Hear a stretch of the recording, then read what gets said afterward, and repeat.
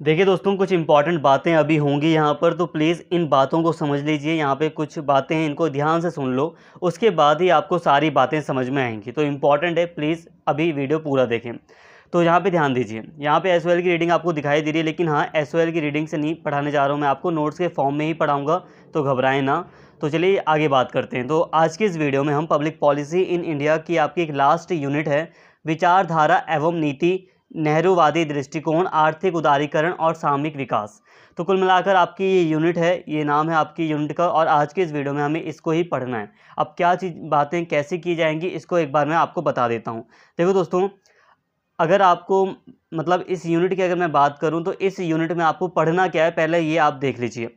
इस यूनिट में आपको मुख्य रूप से ये बातें पढ़नी है कि स्वतंत्रता एवं चुनौतियां, मतलब जब भारत आज़ाद हुआ तो आज़ादी के बाद भारत के सामने क्या क्या चुनौतियां थी, क्या क्या समस्याएं थी, ये आपको पता होना चाहिए। ठीक है, सिंपल सी बात है, ये मैंने आपको पहले पढ़ा भी रखा है अगर आपको याद हो तो, कि जैसे ही भारत जब स्वतंत्र होता है तो भारत के पास विकास के बहुत ही कम अवसर होते हैं, बहुत ही कम संसाधन होते हैं, क्योंकि 200 सालों तक अंग्रेज भारत को अच्छे से लूट चुके होते हैं। ठीक है, इसके साथ ही आपको नेहरूवादी राज्य निर्देशित प्रतिमान इस वीडियो में, मतलब इस चैप्टर में आपको पढ़ना है। अब ये है क्या, इसको मैं समझाता हूँ। देखो दोस्तों, नेहरूवादी राज्य निर्देशित प्रतिमान कोई अलग से कोई मॉडल नहीं है, इसका मतलब होता है मॉडल। तो ये कोई नेहरूवादी अलग से कोई मॉडल नहीं है। ये जब सिंपल सी बात को समझिए, आज़ादी के बाद 1947 के बाद नेहरू जी की एक महत्वपूर्ण भूमिका थी भारत के आर्थिक विकास को आगे बढ़ाने में। मतलब कुल मिलाकर कहा जाए तो देश की पूरी जो बागडोर थी वो नेहरू जी के हाथों में थी। अब नेहरू जी उस समय काफ़ी ज़्यादा शक्तिशाली नेता थे पूरे भारत के, ना केवल भारत में उनका नाम था बल्कि विदेशों में भी उनका नाम था। तो नेहरू जी की एक इम्पॉर्टेंट भूमिका रही थी भारत के विकास मॉडल को तैयार करने में।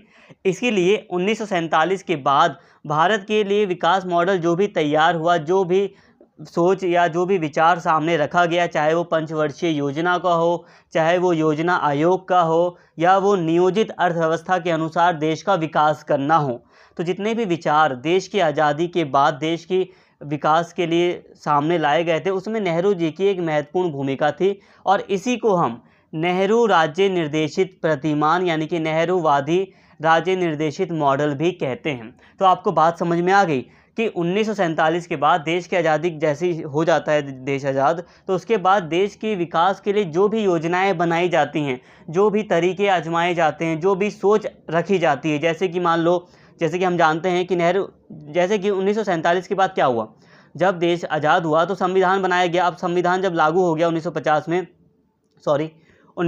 में जब संविधान लागू कर दिया गया, तो उसके बाद योजनाएं बनाई गई कि किस तरह हम देश के आर्थिक विकास को बढ़ा सकते हैं। इसमें कई सारी चीज़ें सामने आई थी, जैसे कि जो आयात था, जो हमारा बहुत ज़्यादा इंपोर्ट होता था, उसको हमने कम करने का प्रयास किया, बहुत ही कम कर दिया, प्रतिबंध सा लगा दिया कि हम विदेशों से आयात नहीं करेंगे, बहुत ज़्यादा कम कर दिया हमने, बहुत ही कम।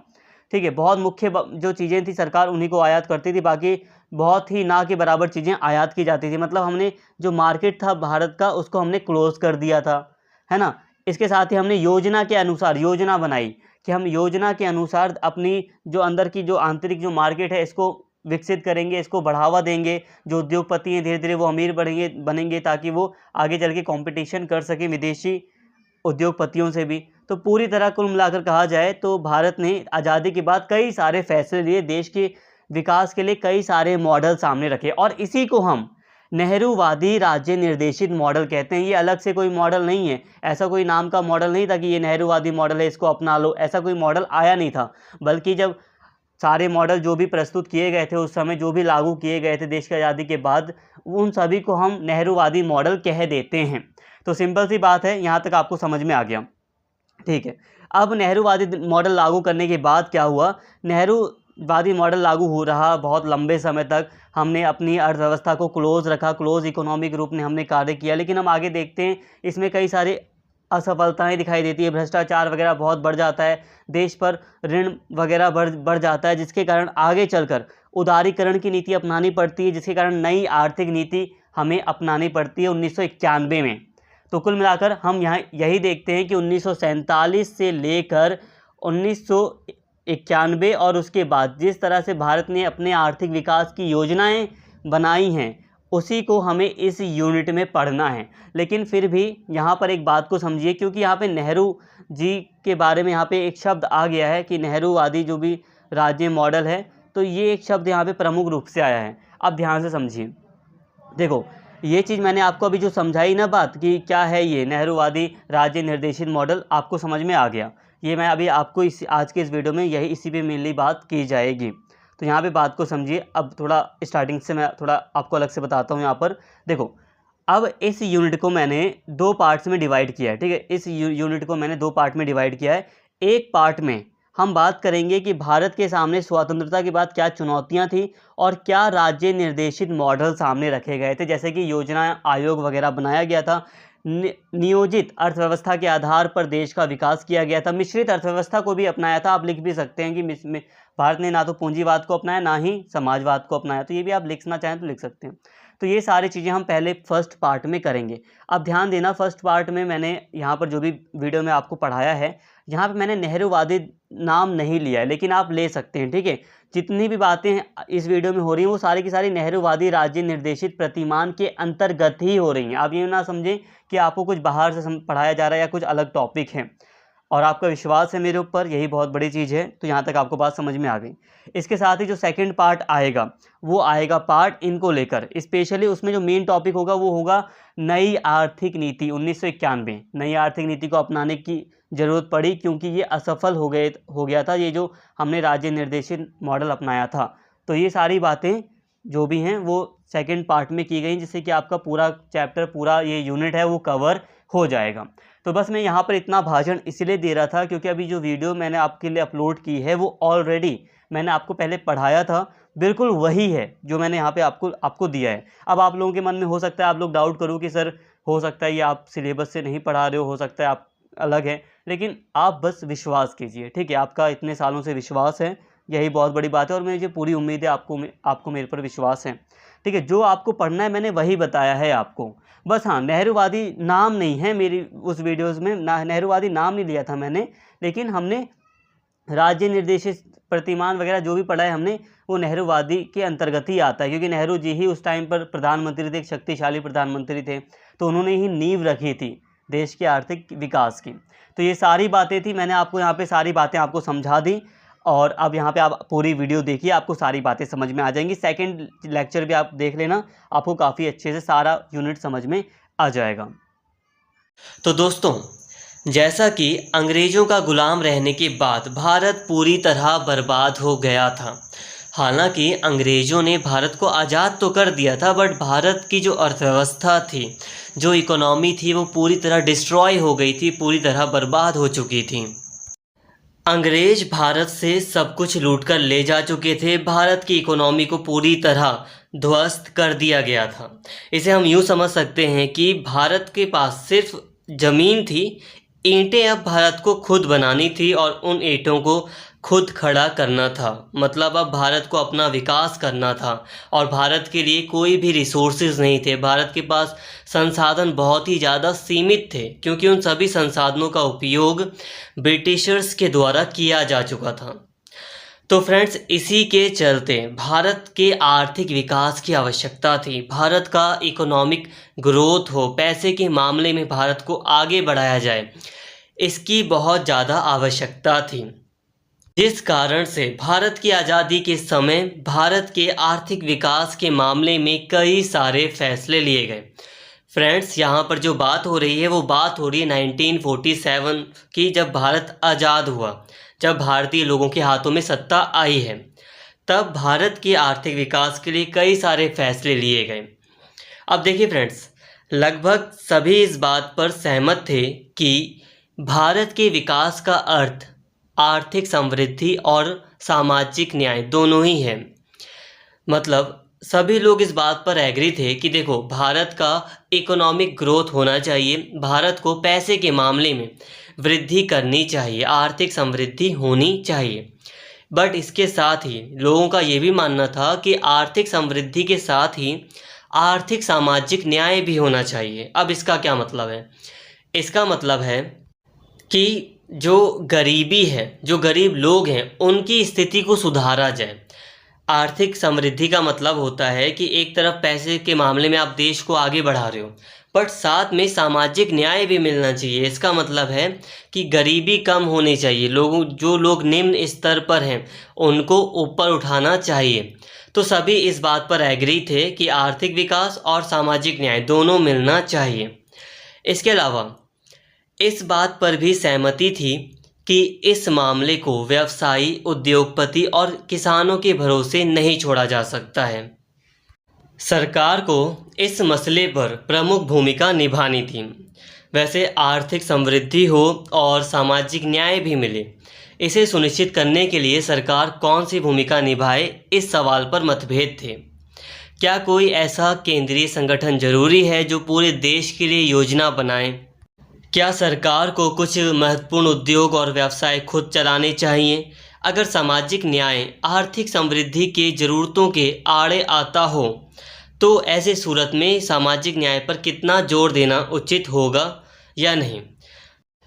देखिए फ्रेंड्स, अभी आपने जो कुछ भी यहाँ पर लिखा हुआ पाया है, आपने जो कुछ भी देखा, इनको आप नोट्स के फॉर्म में या तो स्क्रीनशॉट ले लो या लिख लो। ये आपको अपने एग्ज़ाम में या अपने नोट्स में लिखनी है। अब इसको थोड़ा सा मैं समझा देता हूँ। अब देश के सामने सबसे बड़ी समस्या थी कि उसे आर्थिक विकास करना है। आर्थिक विकास के साथ ही साथ उसे आर्थिक सामाजिक न्याय भी लोगों को देना था। जो देश था या जो सरकार थी, उसके सामने ये समस्या थी कि देश को पैसे के मामले में सुदृढ़ किया जाए, मजबूत किया जाए और लोगों की गरीबी भी कम की जाए। अब कई सारे नेताओं के बीच में, कई सारे लोगों के बीच में मतभेद इस बात पर था कि आखिर ये काम होगा कैसे, किस तरीके से होगा। तो वैसे ज़्यादातर लोग तो ये चाहते थे कि सरकार को इसमें कुछ अच्छी भूमिका या प्रमुख भूमिका निभानी चाहिए। इस चीज़ को हम प्राइवेट सेक्टर के ऊपर नहीं थोप सकते हैं। मतलब जो सरकार है उसी की जिम्मेदारी है कि वो अब देश का आर्थिक विकास करें। तो ये यहाँ तक हमने अभी तक समझा है। तो कहा जाए तो देश का विकास करना था। अब बात करते हैं विकास के अर्थ की कि आखिर विकास का अर्थ क्या था। देखिए दोस्तों, ये बात हो रही है आज़ादी के टाइम की। तो उस समय जो विकास का अर्थ था वो ये था कि देश का आधुनिकीकरण किया जाए, वो भी किस संदर्भ में? पश्चिमी देशों को ध्यान में रखते हुए। मतलब विकास का अर्थ यही था कि पश्चिमी देशों की तरह, जो वेस्टर्न कंट्रीज़ हैं, उनकी तरह खुद को मॉडर्न बनाया जाए, आधुनिक किया जाए। वैसे हम आज भी कुछ विकास का मतलब यही देखते हैं। जब हम तुलना करते हैं कि भारत एक विकसित देश नहीं है, डेवलप कंट्री नहीं है, तो हम यही उदाहरण देते हैं कि देखो ब्रिटेन में ये चीज़ें हैं और भारत में ये नहीं हैं, अमेरिका में ये चीज़ें हैं और भारत में नहीं हैं। तो हमेशा हम पश्चिमी देशों को विकास की नज़र से देखते हैं। तो विकास का अर्थ था पश्चिमी देशों की तरह खुद के देश को आधुनिक बनाया जाए।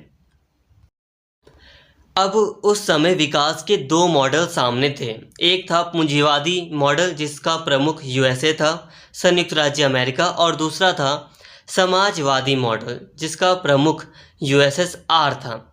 अब पूंजीवादी मॉडल और समाजवादी मॉडल वैसे आपको पता ही होगा। अगर शॉर्ट में बताऊं तो पूंजीवादी मॉडल में प्राइवेट सेक्टर आता है, निजी संपत्तियां आती हैं, और समाजवादी मॉडल में ज़्यादातर चीज़ें पब्लिक सेक्टर में होती हैं, सरकार के अधीन होती हैं। बट जो भारत था, भारत समाजवादी विचारधारा से अधिक प्रभावित था। भारत के जो नेता थे, भारत के जो लोग थे, स्पेशली जो नेहरू थे, वो भी समाजवादी मॉडल से ज़्यादा प्रभावित थे। समाजवादी मॉडल की तरफ भारत का झुकाव अधिक था। लेकिन फिर भी दोनों ही मॉडलों में से किसी एक को ना अपनाते हुए भारत ने मिश्रित मॉडल को अपनाया, जिसमें भारत ने कुछ बातें पूंजीवादी मॉडल की शामिल कर ली और कुछ चीज़ें समाजवादी मॉडल से शामिल कर ली, और इस तरह भारत ने अपने विकास के लिए मिश्रित मॉडल को वरीयता दी। आज़ादी के आंदोलन के दौरान ही यह बात स्पष्ट हो गई थी कि गरीबी मिटाने और सामाजिक आर्थिक पुनर्वितरण के काम का मुख्य जिम्मा सरकार का होगा। नेताओं में इस बात को लेकर बहस भी थी। अब देखिए फ्रेंड्स, आज़ादी के आंदोलन के टाइम पर ही ये सुनिश्चित कर लिया गया था, ये बात बिल्कुल क्लियर कर ली गई थी कि जब हमारा देश आज़ाद हो जाएगा तो सारी की सारी जो जिम्मेदारी होगी आर्थिक और सामाजिक पुनर्वितरण की, मतलब आर्थिक विकास की और सामाजिक न्याय की, गरीबी हटाने की, ये जिम्मेदारी सरकार की होगी। हम निजी सेक्टर में या प्राइवेट सेक्टर के ऊपर ये रिस्पॉन्सिबिलिटी नहीं डालेंगे। तो अब सारी चीज़ें अब सरकार के हाथों में थी कि देश का आर्थिक विकास अब करना है या विकास करना है देश का, तो अब किस तरह से किया जाए। अब देखिए फ्रेंड्स, अर्थव्यवस्था के पुनर्निर्माण के लिए नियोजन के विचार को 1940 और 1950 के दशक में पूरे विश्व में जन समर्थन मिला था। देखिए फ्रेंड्स, जो ये नियोजन का विकास था, जो ये प्लानिंग का जो आइडिया था, उस समय जब देश आज़ाद हो रहा था तो उस समय पूरे विश्व में इस प्लानिंग के आइडिया को बहुत ज़्यादा प्रमोट किया जा रहा था, बहुत ज़्यादा इसकी प्रशंसा की जा रही थी। जिस तरह से सेकेंड वर्ल्ड वॉर के बाद, द्वितीय विश्व युद्ध के बाद जर्मनी और जापान ने अपनी अर्थव्यवस्था को प्लानिंग के तहत इतनी तेज़ी से खड़ा किया था, जिससे लोग इस आइडिया से बहुत ज़्यादा प्रभावित हुए। इसके अलावा सोवियत संघ की आर्थिक प्रगति, यानी कि 1930 और 1940 के दशक में सोवियत संघ ने प्लानिंग का सहारा लेते हुए, नियोजन का सहारा लेते हुए अपनी अर्थव्यवस्था को इतनी तेज़ी से खड़ा किया था, अपनी अर्थव्यवस्था को इतनी तेज़ी से आगे बढ़ाया था, उससे भी लोग बहुत ज़्यादा प्रभावित हुए थे। इसके अलावा 1944 में बहुत सारे उद्योगपतियों की, जो बड़े बड़े उद्योगपति थे, उनकी एक बैठक हुई थी जिसमें बॉम्बे प्लान लाया गया था। बॉम्बे प्लान 1944 के नाम से इसको जाना जाता है। इसमें भारत के विकास के लिए योजना तैयार की गई थी। मतलब भारत के जो उद्योगपति थे उन्होंने भी एक योजना बनाई थी कि भारत का आर्थिक विकास आज़ादी के बाद किस तरह से किया जाए। इसको लेकर उन्होंने एक योजना बनाई थी। बड़े बड़े उद्योगपति साथ में बैठे थे। बैठक में उन्होंने कई सारे प्लान तैयार किए थे, जिसे हम बॉम्बे प्लान के नाम से जानते हैं। चाहे दक्षिणपंथी हों या वामपंथी, उस वक्त सभी चाहते थे कि देश नियोजित अर्थव्यवस्था की राह पर चले। तो फ्रेंड्स, कहने का मतलब ये है कि उस समय नियोजन का जो विचार था वही सबको वही विचार सही लग रहा था। तो इस तरह नियोजन का जो विचार था उसने भारत को प्रभावित किया। भारत की सरकार नियोजन के विकास से प्रभावित हुई, जिस कारण से 1950 में भारत में योजना आयोग की स्थापना की गई। इसके जो अध्यक्ष होते थे वो प्रधानमंत्री हुआ करते थे। तो जवाहरलाल नेहरू इसके प्रथम अध्यक्ष थे। तो उनके नेतृत्व में ही उनके द्वारा ही योजना आयोग की स्थापना की गई थी 1950 में, ताकि नियोजन के द्वारा भारत का विकास किया जा सके। अब थोड़ा सा यहाँ पर हम योजना आयोग के कार्य एवं उद्देश्यों को भी देख लेते हैं। देखिए फ्रेंड्स, नियोजित अर्थव्यवस्था के विकास के लिए योजना आयोग का गठन किया गया था, जिसके निम्न कार्य थे। पहला है देश के भौतिक संसाधनों व मानव शक्ति का अनुमान लगाना एवं राष्ट्र की आवश्यकता के अनुसार उन संसाधनों की वृद्धि का पता लगाना। मतलब देश के संसाधनों, मानव शक्ति को ध्यान में रखना और उसके हिसाब से देश के संसाधन को किस तरह से बढ़ाया जा सकता है, इसका पता लगाना। इसका दूसरा कार्य ये था कि संसाधनों के संतुलित उपयोग के लिए अत्यंत प्रभावकारी कदम उठाना एवं योजना का निर्माण करना। किस तरह से संसाधनों को किस तरह से अच्छे से उपयोग किया जा सकता है, इसके लिए योजना बनाना। इसके अलावा योजना को किन किन चरणों में लागू किया जाना चाहिए, उसका निर्धारण करना। इसके साथ ही आर्थिक बाधाओं की ओर संकेत करना। अब कुछ आर्थिक बाधाएं होती हैं, बैरियर्स होते हैं इकोनॉमिक, तो उनकी ओर संकेत करना। समय समय पर योजना की चरणवार प्रगति का अवलोकन करना। ये देखना कि किस तरह से योजना सफल हो रही है या नहीं हो रही है, ये देखना और आवश्यक उपायों की सिफारिश करना। तो ये सारे इसके कार्य थे जो मैंने बहुत ही शॉर्ट्स में बता दिए। आप इसको थोड़ा ध्यान से समझ सकते हैं। तो योजना आयोग का गठन हो गया ताकि भारत को एक प्लानिंग के अकॉर्डिंग भारत का विकास किया जा सके। सोवियत संघ की तरह भारत के योजना आयोग ने भी पंचवर्षीय योजनाओं का विकल्प चुना। पंचवर्षीय योजनाओं का मतलब है कि योजना आयोग ने डिसाइड किया कि हम भारत के लिए आगे 5 सालों की योजना बनाएंगे। मतलब 5 सालों का पूरा हम योजना बना लेंगे कि हमें 5 सालों में क्या क्या काम करने हैं, कौन कौन से गोल्स मतलब पूरे करने हैं। अब हम बात करते हैं नियोजित अर्थव्यवस्था का लक्ष्य कि आखिर क्या लक्ष्य था एक नियोजित अर्थव्यवस्था का। तो देखिए फ्रेंड्स, इसका सबसे पहला लक्ष्य था आर्थिक विकास। भारतीय नियोजन का प्राथमिक लक्ष्य अर्थव्यवस्था के लिए एक लोकतांत्रिक ढांचे के भीतर जितनी जल्दी संभव हो सके विकास को प्राप्त करना था। जल्द से जल्द आर्थिक विकास करना था। निम्न प्रति व्यक्ति आय और बहुसंख्यक आबादी के निम्न जीवन स्तर वाले देश में राष्ट्रीय आय बढ़ाना हमेशा विकास योजना का प्राथमिक लक्ष्य रहा है। सभी पंचवर्षीय योजनाओं में सकल घरेलू उत्पाद जीडीपी को बढ़ाने की कोशिश रही है। देखिए दोस्तों, नियोजित अर्थव्यवस्था का सर्वप्रथम लक्ष्य था आर्थिक विकास। आर्थिक विकास में राष्ट्रीय आय को बढ़ाना, जीडीपी को बढ़ाना, जो सकल घरेलू उत्पाद होता है, जो पूरे देश का जो प्रोडक्शन होता है उसको बढ़ाना, ये लक्ष्य था। इसके अलावा दूसरा लक्ष्य था आधुनिकीकरण, यानी कि किस तरह से मॉडर्नाइजेशन किया जा सके। तो ये इसका दूसरा लक्ष्य था। आधुनिकीकरण के लिए आर्थिक संचालन में संरचनात्मक और संस्थागत परिवर्तन की आवश्यकता होती है, जिसके परिणाम स्वरूप एक प्रगतिशील समकालीन अर्थव्यवस्था को प्राप्त किया जा सकता है। इसके लिए तीनों आर्थिक क्षेत्रों अर्थात कृषि, उद्योग और सेवाओं में आधुनिकीकरण की आवश्यकता थी।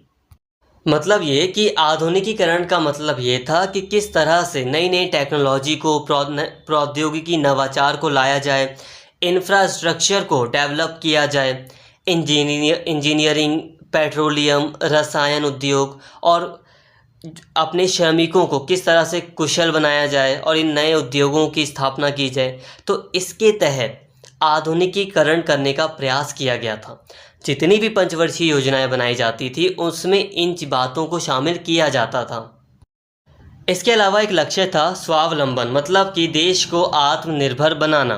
भारतीय आर्थिक नियोजन का तीसरा प्राथमिक लक्ष्य कम से कम 1980 के दशक तक देश को आत्मनिर्भर बनाना था। कुछ महत्वपूर्ण वस्तुओं के लिए विदेशी सहायता और आयात पर निर्भरता को कम करना और अंततः समाप्त करना शामिल था। देखिए फ्रेंड्स, स्वावलंबन बनाने के लिए ये टारगेट रखा गया कि देखो 1980 तक हम कोशिश करेंगे, 1980 के दशक तक हम कोशिश करेंगे कि हम देश को आत्मनिर्भर बना सकें। इसके लिए ये पहला काम ये करना था कि विदेशी सहायता को, जो हम दूसरे देशों से जो आयात करते हैं, जो वस्तुएं मंगाते हैं, उसको कम करना और अंततः कोशिश करना कि हम पूरी तरह उनसे लेना ही बंद कर दें, बाहर की वस्तुएं खरीदना ही बंद कर दें। तो ये चीज़ें शामिल थी। इसके अलावा एक अन्य लक्ष्य था सामाजिक न्याय। समाज के गरीब सदस्यों को सामाजिक न्याय की गारंटी देना भी एक लक्ष्य था। जो नियोजित पंचवर्षीय योजनाएं बनाई जाती थी उन सभी चीज़ों में इन बातों को शामिल किया जाता था कि देश का आधुनिकीकरण करना है, देश को आत्मनिर्भर बनाना है और गरीब लोगों की भलाई के लिए, उनको ऊपर उठाने के लिए, सामाजिक आर्थिक असमानता को दूर करने के लिए भी कई सारी बातों को, नीतियों को शामिल किया जाता था पंचवर्षीय योजनाओं में। अब जैसे कि जितनी भी पंचवर्षीय योजनाएं थी उसमें आप देख सकते हैं कि हमेशा एक टारगेट होता था कि हम अपनी जीडीपी को 5.6% तक बढ़ाएंगे या 7% तक बढ़ाने की कोशिश करेंगे, राष्ट्रीय आय को बढ़ाने की कोशिश रहती थी। तो ये सारी बातें जो अभी हमने लक्ष्यों की बात की उनको पंचवर्षीय योजनाओं में शामिल किया जाता था। आगे चलकर देखा गया कि भारत में लाइसेंस राज होने के कारण बहुत ज़्यादा भ्रष्टाचार सामने आया। अब देखिए फ्रेंड्स, अभी तक जितनी भी पंचवर्षीय योजनाएं वगैरह बनती थी या जितने भी विकास के कार्यक्रम सरकार के द्वारा किए जाते थे उसमें सरकार हस्तक्षेप बहुत करती थी। अब सरकार, जितने भी उद्योग वगैरह होते थे ज़्यादातर वो सरकार के हाथ में होते थे। इसके अलावा अगर कोई प्राइवेट सेक्टर का भी उद्योग था भारत में तो उसके लिए अगर किसी व्यक्ति को वो इंडस्ट्री लगानी है या खोलनी है तो उसके लिए उस व्यक्ति को लाइसेंस लेने के लिए भटकना पड़ता था। कभी इस सरकारी दफ्तर में वो लाइसेंस के लिए अपील कर रहा है, कभी वहाँ उसकी फाइल अटकी पड़ी है। तो लाइसेंस राज था जिसके कारण भ्रष्टाचार को बहुत ज़्यादा बढ़ावा भी मिला। तो इन सभी कारण भारत में असंतुलित विकास हुआ, जिसके कारण भारत में आर्थिक संकट देखने को मिला। अब भारत की जो सरकार थी उसका खर्च बहुत ज़्यादा बढ़ गया, उसकी आमदनी कम हो गई। तो इस कारण से एक आर्थिक संकट भारत में देखने को मिला। इसके अलावा 1990 के दशक की हम बात कर रहे हैं तो इस टाइम पर एक राजनीतिक अस्थिरता भी थी। राजनीतिक अस्थिरता मतलब कि जो नेशनल गवर्नमेंट थी, जो केंद्रीय सरकार थी, उसमें बार बार फेरबदल हो रहा था। कभी इस पार्टी की सरकार बन रही है, कभी कॉलिशन गवर्नमेंट बन रही है, गठबंधन की सरकार। तो काफ़ी अस्थिरता भी थी, जिस कारण से भारत को अपना सोना विदेशों में गिरवी भी रखना पड़ा था। तो एक तरफ हमने देखा कि भारत की स्थिति बहुत ज़्यादा ख़राब हो चुकी थी। वैसे 1990 के दशक में ना केवल भारत बल्कि पूरे विश्व के अन्य देशों में भी आर्थिक असंतुलन देखने को मिल रहा था, आर्थिक संकट देखने को मिल रहा था। इसके साथ ही 1991 में शीत युद्ध की समाप्ति हो जाती है और सोवियत संघ के विघटन हो जाता है, जिसने समाजवादी विचारधारा को हतोत्साहित किया और पूंजीवाद को प्रोत्साहित किया। मतलब 1991 में शीत युद्ध की समाप्ति हो जाती है, जिससे कि पूंजीवाद की विचारधारा होती है उसको बहुत ज़्यादा बल मिलता है। इससे एक चीज़ साबित हो जाती है कि समाजवादी विचारधारा से आप अपने देश को चला नहीं सकते, आप तरक्की पर नहीं बढ़ा सकते हैं। तो भारत में तो कई सारी वैसे भी समस्याएं चल रही थी। इसके अलावा शीत युद्ध भी समाप्त हो गया था, सोवियत संघ का विघटन भी हो चुका था। तो इन सभी रीज़न के कारण भारत में एक नई आर्थिक नीति की घोषणा की गई ताकि भारतीय अर्थव्यवस्था को सुदृढ़ किया जा सके। अब भारत ने नई आर्थिक नीति को अपना लिया और नई आर्थिक नीति के कारण भारत ने उदारीकरण, निजीकरण और वैश्वीकरण की नीति को अपनाया और इसी के चलते भारत ने अपनी अर्थव्यवस्था को विदेशों के लिए खोल दिया या मुक्त कर दिया। हालांकि इसके बाद भी भारत में पंचवर्षीय योजनाएं समय समय पर सरकारों के द्वारा बनाई जाती रही, बट फिर भी आगे चल के 2014 में जो एनडीए की गवर्नमेंट आई उसने योजना आयोग को डिसॉल्व कर दिया, यानी कि योजना आयोग को ख़त्म कर दिया और योजना आयोग के स्थान पर 2015 में 1 जनवरी 2015 में नीति आयोग का गठन किया गया, जिसे हिंदी में हम राष्ट्रीय भारत परिवर्तन संस्था कहते हैं, जिसका एक अहम रोल है भारत के विकास में एक अहम रोल है। क्योंकि योजना आयोग खत्म हो गया है, यानी कि अब योजना आयोग नहीं रहा है, इस कारण से अब कोई पंचवर्षीय योजना भी नहीं बनाई जाती, कोई भी 5 ईयर प्लान बनाया नहीं जाता है। अगर हम बात करें कि कितने 5 ईयर प्लान अभी तक बनाए गए हैं तो 2013 तक 12 पंचवर्षीय योजनाएं बनाई गई हैं। मैं कंफर्म नहीं हूँ कि 2013 तक या 14 तक, बट हाँ अभी तक केवल 12 पंचवर्षीय योजनाएं ही बनाई गई हैं और अब ये योजनाएं बनाई नहीं जाती हैं। तो फ्रेंड्स, आज की इस वीडियो में हमने देख लिया कि किस तरह से नियोजित विकास की प्रक्रिया के तहत भारत का विकास हुआ। नेक्स्ट वीडियो में हम उदारीकरण को, यानी कि नई आर्थिक नीति वगैरह को काफ़ी अच्छे से समझ लेंगे, तो आप उस वीडियो को भी ज़रूर देख लेना। तो फिलहाल फ्रेंड्स, आज के इस वीडियो में इतना ही, और अगर आपको वीडियो अच्छी लगी हो तो प्लीज़ चैनल को सब्सक्राइब कर लें और इस वीडियो को ज़्यादा से ज़्यादा शेयर करें और लाइक करें। Thank you.